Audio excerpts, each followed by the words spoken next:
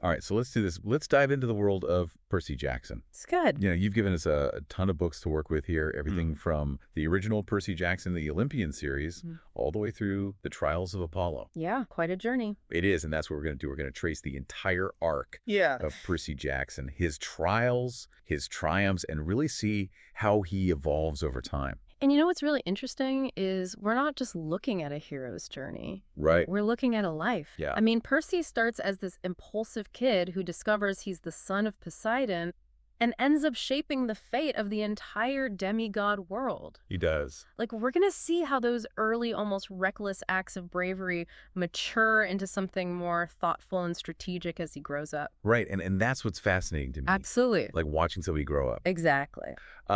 Okay, so let's unpack those early days. Okay. I remember when I first read The Lightning Thief. Yeah. I was hooked from that scene on the school bus. Ah. You've got Percy, this seemingly normal kid Right. with dyslexia and ADHD, Yeah. suddenly attacked by a fury. I mean, talk about a way to start a book. Right. It throws you right into the chaos of Percy's world. For sure. And that pen transforming into a sword. Oh, yeah. It's such a cool visual, but it's also like symbolic. It is. Right? It's like hidden potential. Yeah. It's that feeling that we all have that there's something more to us. Yeah. You know, strengths or abilities just waiting to be discovered. Absolutely. And, for Percy, it's not just about power.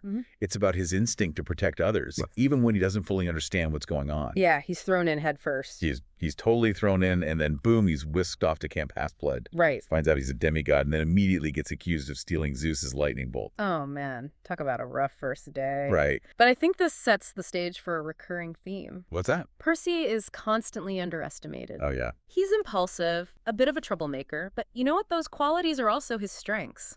They are. He acts instinctively, trusts his gut, which often leads to those unexpected solutions. Yeah, it's a good reminder that sometimes those who don't fit the mold Yeah. end up being the most capable. Absolutely. And speaking of capable, we have to talk about Annabeth. Yes. From the moment they meet here, their personalities clash in a way that just works.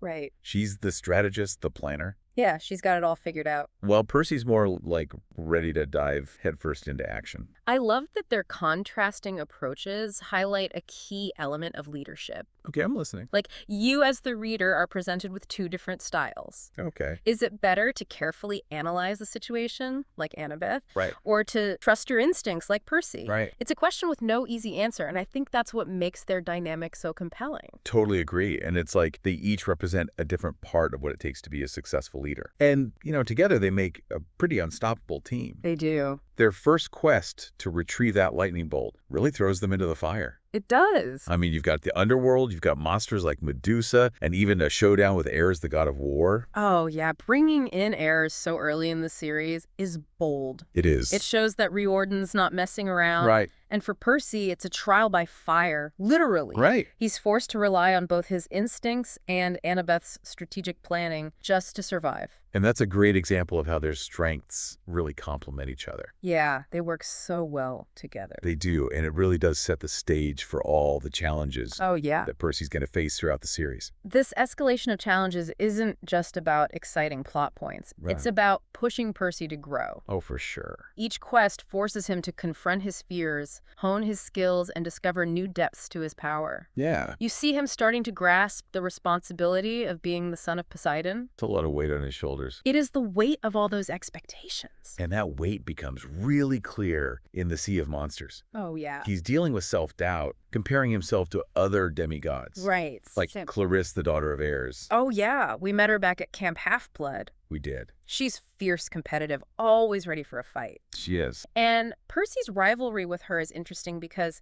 it reveals his humility. Okay. He could let his early success go to his head, Right. but he doesn't. He doesn't. He recognizes her strengths, Yeah. and he acknowledges his own weaknesses. That's huge. It is, and it's this humility that allows him to connect with others Yeah. and build trust even with those who see him as a threat. And that's another reason why he's so relatable. Absolutely. I mean, even with his demigod powers, he's still a kid. Right. He's trying to figure things out, navigating friendships and rivalries, just dealing with self-doubt like the rest of us. Yeah, he's human. He is, and through it all, he never loses sight of what's important. And what's the... Protecting his friends and doing the right thing even when it's hard. That unwavering sense of loyalty and justice, Yeah, that's the core of Percy's heroism. it is. It's what drives him to face down monsters, defy gods, and risk his own life to save others. And you know that loyalty and courage is tested like never before in the Titan's Curse. Oh, for sure. The stakes are higher, the threats are more sinister, Yeah. and the personal sacrifices, they become even greater. The Titan's Curse marks a turning point for Percy. Okay, how so? He's no longer just reacting to threats. Okay. He's trying to understand the bigger picture Right. and confront the forces at play head on. He's taking charge. He is, and he's willing to make incredibly difficult choices, Like what? like bathing in the river Styx to gain the Achilles curse, Wow. knowing it could be his downfall. That's a huge decision. It is, and it says so much about him. What do you think it says? He's choosing to be vulnerable, Yeah. to accept a potential fatal weakness Right.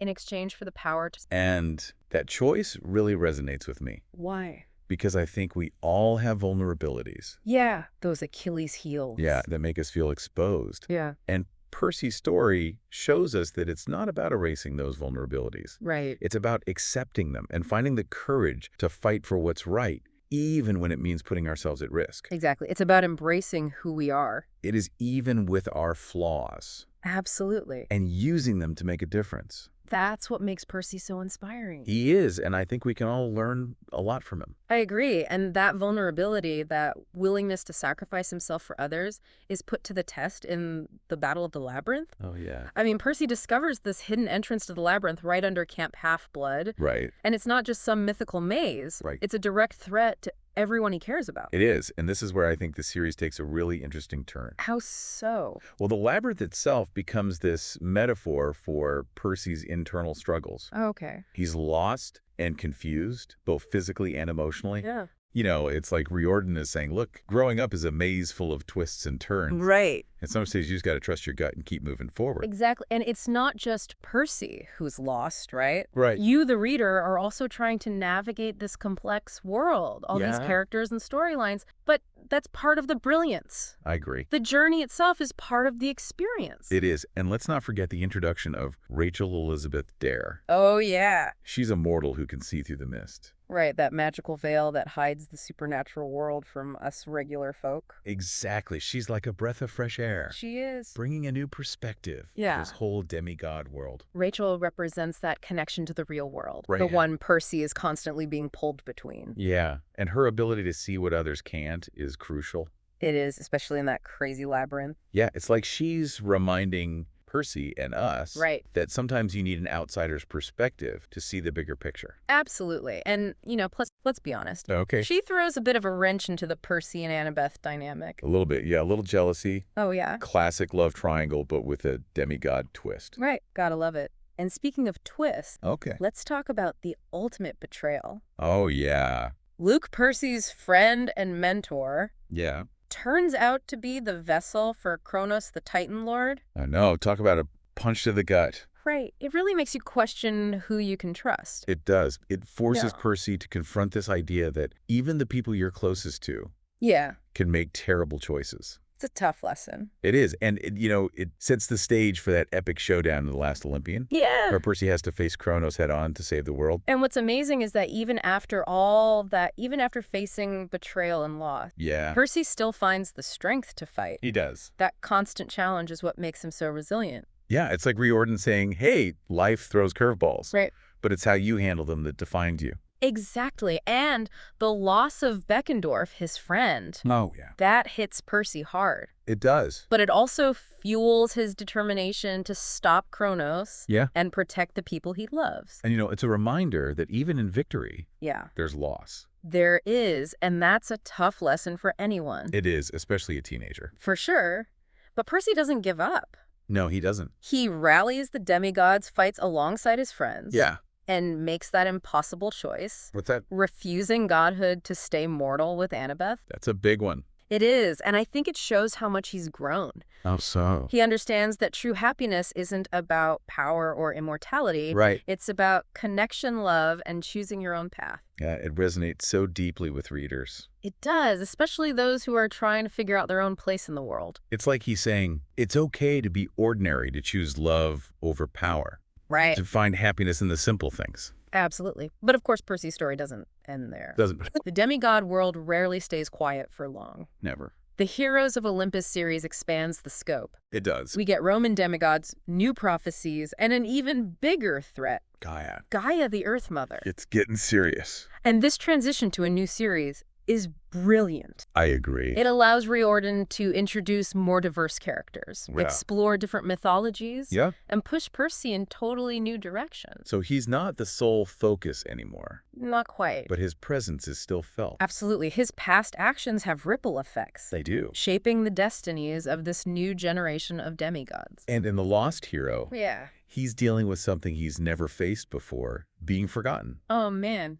Hera, the queen of the gods, steals his memories. Wow. And he's thrown into Camp Jupiter, the Roman counterpart to Camp Half-Blood, Right. with no idea who he is. Talk about a disorienting experience. It's Even funny. without his memories, Yeah, Percy's core personality shines through. it does. He forms new bonds, relies on his instincts, Yeah. and even manages to pledge himself to the god of toilets. He does. It's classic Percy. Right. Finding humor in the most absurd situations. Always. And it's a reminder that even when life throws you a curveball, Yeah. it's okay to laugh at yourself Yeah. and find the absurdity in it all. And even with amnesia, he's still a natural leader. He is. He teams up with Jason Grace, the son of Jupiter, Yeah. and Piper McLean, the daughter of Aphrodite, Right. and together they face off against giants and other monstrous creatures. This new trio is so interesting. I agree. Why do you think that is? They each represent a different aspect of leadership. Okay. Jason the Roman embodies discipline and strategy. Right.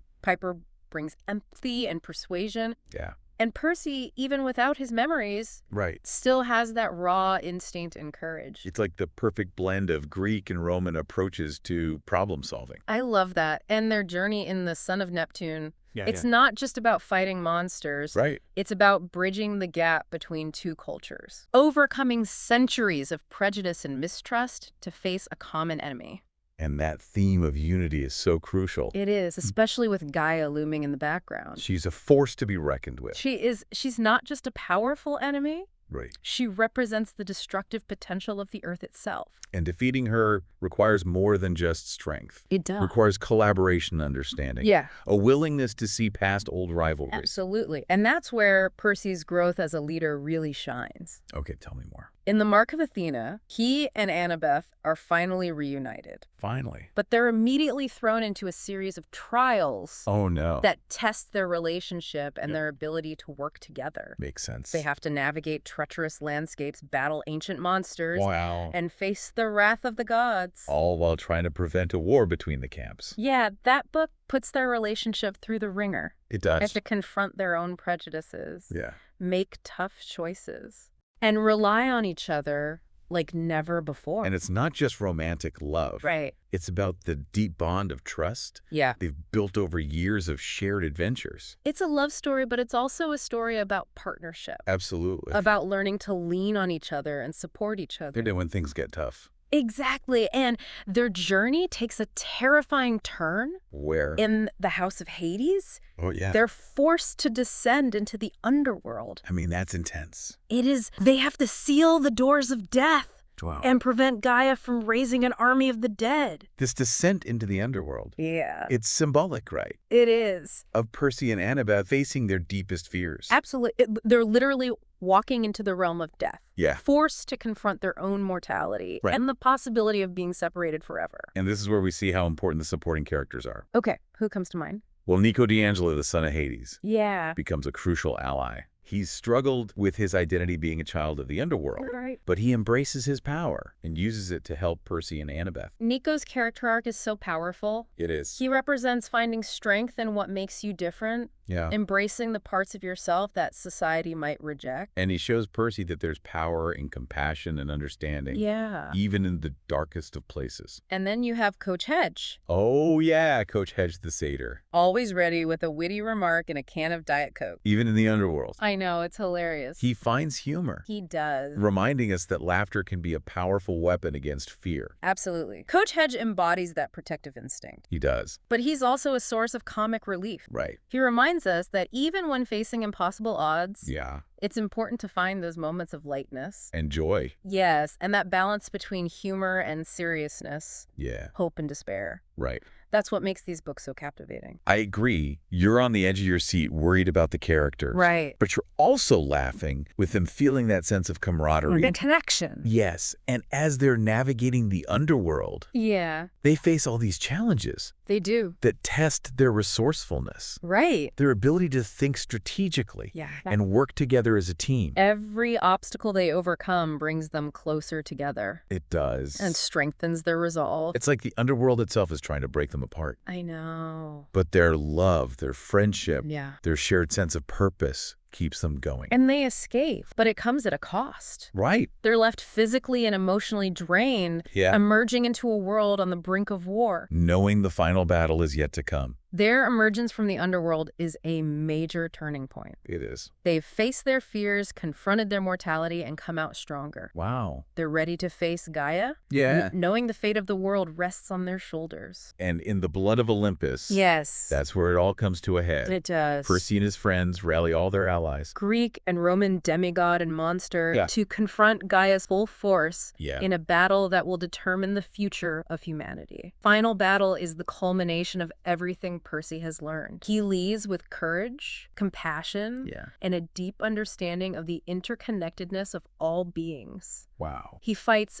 not for glory or personal gain, Right. but for the preservation of life, Yeah. the balance of the world. It's a lot. It is. And the future of generations to come. It's a battle that showcases the power of unity, Yeah. the strength of diversity, Right. and that enduring spirit of hope. That persists even in the face of overwhelming odds. Absolutely. It is a hard-fought victory. It is. You know, there's lost sacrifice, and that realization that threats will always exist. Yeah, they'll never truly go away. But even through all of that, Yeah. Percy stays true to himself. Chooses love over power, a normal life with Annabeth over immortality. That's what I love about him. Yeah. He's this powerful demigod, Right. but also just a guy who wants a good life with the people he loves. Yeah. He reminds us that even heroes have ordinary dreams. They do. And that finding happiness in those simple things is just as important as saving the world. Message. It is like Riordan is telling us the real hero's journey. Yeah. It's not about those grand quests and epic battles. Okay. It's about the small choices we make each day. Yeah. The people we surround ourselves with. Right. And the values we hold dear. Okay, so the world is saved. Yeah. Guy's defeated. Right. But Percy's story doesn't end there. It doesn't. Riordan throws us another curveball. He does. With the trials of Apollo. Oh, yeah. This time, Percy's not the main hero. He's not. He's the mentor. The mentor, okay. Guiding the god Apollo, Right. who's been turned into a mortal teenager. Oh, man, what a change of pace. It's pretty great to see. It is. Percy's all grown up, graduated high school, Wow. starting to think about his future, Right. but he's also carrying the weight of his past. All those battles, all those losses. Yeah, and he uses those experiences to help Apollo, Right. who's used to being the powerful god in charge. Talk about a role reversal. I know, right? Imagine Apollo, the god of poetry and music, Yeah. struggling to parallel park. Well, Percy's trying to teach him how to drive. I know, it's hilarious. But those driving lessons, Yeah. they're more than just comic relief. Right? They're symbolic Yeah, of this shift in power. great. Percy the demigod, who used to be the student, Yeah. is now the teacher. He's the one with the wisdom and experience guiding Apollo through these trials. It's really interesting to see. It forces Apollo to confront his own arrogance Yeah. and learn some humility. And it's a reminder that, learning can come from the most unexpected places. Absolutely. And it shows how much Percy has grown. He's come a long way. He's not that impulsive, reckless kid anymore. Right. He's thoughtful, patient, Yeah. able to share what he's learned. It's pretty amazing. It is. And even though he's taking a step back, Yeah, his presence is still felt. I agree. His past is woven into the narrative, Right. influencing those new demigods. It's like he's become this legend in the demigod world. Yeah. His victories inspire others to fight for what's right. And his mistakes serve as cautionary tales. Right. Like he's a living example that every choice has consequences. Absolutely. Every action creates a ripple effect. Okay, so one of the most powerful moments for me Okay. in this series is when Percy reunites with the Titan Bob. Oh, yeah. In the Burning Maze. Yeah, Bob, who was once this fearsome enemy. Right. He had his memories altered by Hera Right. and became a protector of Percy and Annabeth. Yeah, during that whole journey through Tartarus. And it's bittersweet because Bob doesn't remember Percy. No, he doesn't. But he still feels that connection, Yeah. loyalty and affection. Yeah. It's like a testament to the power of true connection. It is. You know, even without memories, those bonds can still influence us. Yeah. It's a good reminder that our actions have a real impact on others. Yeah, even those we might consider enemies. And as the series progresses, we see Percy navigating adulthood, Right. college applications, family expectations. Figuring out what he wants to do with his life. It's relatable. It is that transition from adolescence to adulthood, figuring out who we are. And what our legacy will be. Exactly. And even though he's facing these new challenges, Yeah. Percy stays true to those values that have defined his journey. Loyalty, compassion, a willingness to fight for what he believes in. He shows us that heroism, Yeah. it's not just about defeating monsters. Right. It's about those everyday choices we make, Yeah. the relationships we build, Right. and the impact we have on the world around us. So as we wrap up our deep dive into Percy Jackson's world, Yeah. think about the lessons he's learned Yeah. and the choices he's made. How have his experiences shaped your own understanding of heroism, responsibility, and the power of human connection? And here's a final thought. Okay. What do you think the future holds for Percy? Will he settle into a quiet life with Annabeth? Right? Or will he be drawn back into the world of demigods and monsters? Good question. The choice, like always, is his. Yeah. But no matter what path he chooses, Yeah. one thing is for sure. What's that? Percy Jackson's story will continue to resonate, It will. inspiring us to embrace our own potential for courage, kindness, and the power of choice. Absolutely.